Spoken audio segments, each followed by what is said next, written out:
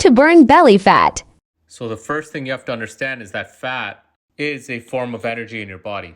And your body has two energy sources, fat and carbs. And your hormones dictate which energy source you'll use. So how do you end up with all this energy on your belly, but you can't burn it? Glucagon and insulin are two hormones in your body that help with fat burning.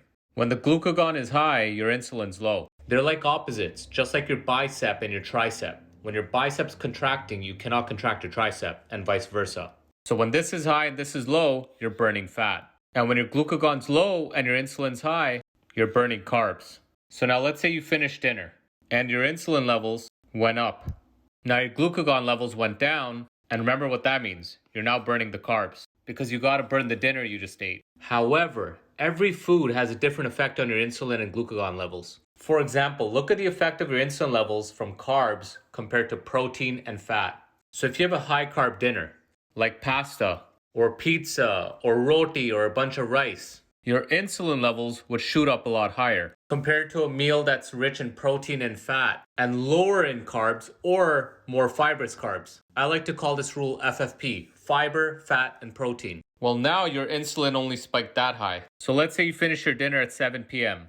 At 8 p.m. you start fasting. By 12 o'clock your blood sugars normalize. By 2 a.m. your insulin levels drop. And by 4 a.m. your glucagon goes up. Now this is if you had a healthy meal. If you had pasta and pizza and high carbs and alcohol, that's not going to happen. Now when you wake up at 7 a.m. and you just started with a high carb breakfast like this, your insulin goes back up, glucagon goes back down, you don't really burn fat.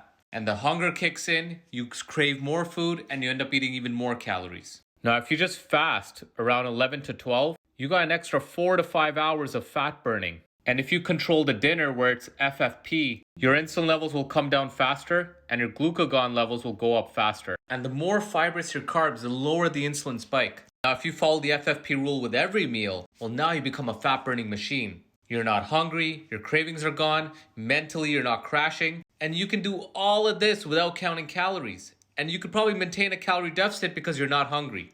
So here's some signs to see if your insulin levels are high. And look, here's some more signs. You end up getting hungrier. You crave more sugar. You have no focus, no ambition. You're always tired because your body's dependent on burning carbs for fuel. Hence, you're not burning the belly fat. And the food industry doesn't want you burning your own fat because they want to sell you more food. You follow this principle, I promise you'll become a fat burning machine.